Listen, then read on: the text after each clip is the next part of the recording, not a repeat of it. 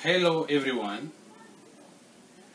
Today I will announce the discovery of new mathematics for advanced information technology. When I say new mathematics, I mean a set of new mathematical rules which have not been known to mankind. And this started with a very simple idea. The idea is all about numbers. Numbers have a property, and this property is that numbers are flexible. They can bend. They can be stretched. Why? Because if you have a number like 7, we used to think that 7 is just 7, like this. But that's not the case. Because inside 7, we have 6, 5, 4, 3, 2, 1.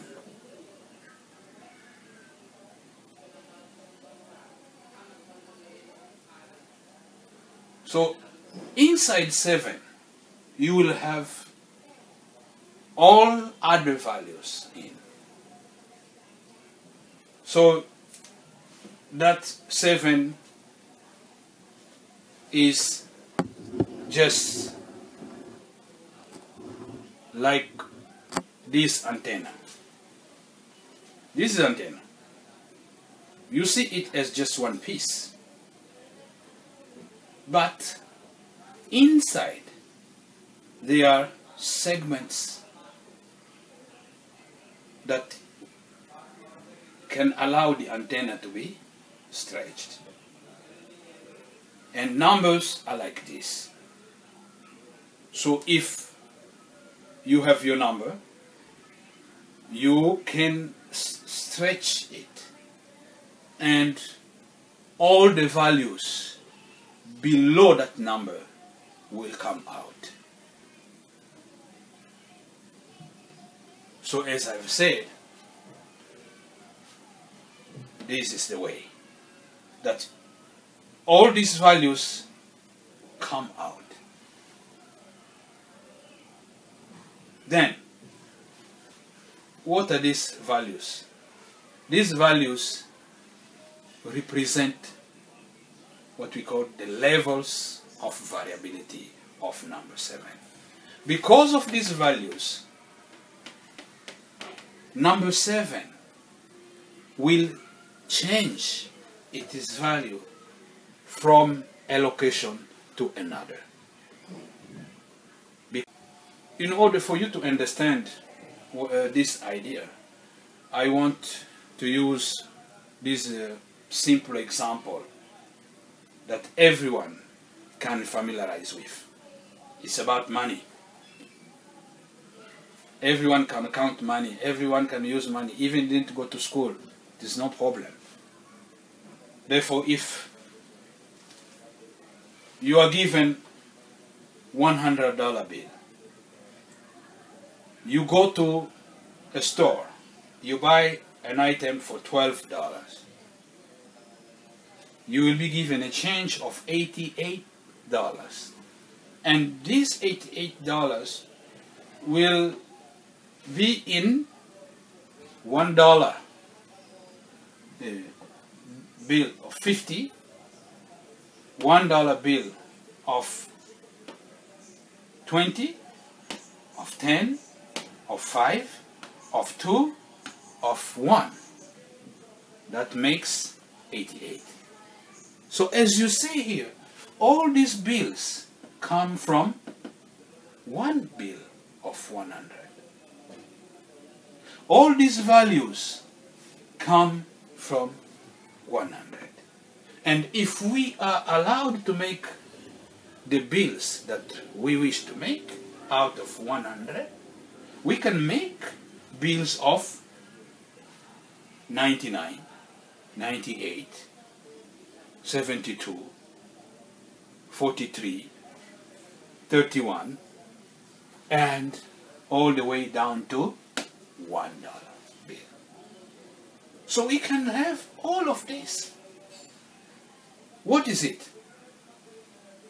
These are the degrees of freedom. Because what we are talking about here is all about relativity. So numbers are relative. They can change their value. They can take different values. And in all of this, the advantage is that numbers can take different values, and the value of a number depends on all the numbers below it. Therefore, we can produce a lot of values. So the values will not be only as we saw in number 7, only those 6. We will have many other values. As a consequence of that, we can produce energy out of numbers. Numbers can produce different levels of energy. And in order to do so, we have to stretch them. We can stretch them in 1 dimension, 2 dimension, 3 dimensions. This is what we get when we stretch number 7 in 1 dimension. We have these values coming out of number 7. When we stretch it in 2 dimensions, look at what we get. It's huge. Every little square here or cell represents a location which will have a value of 7.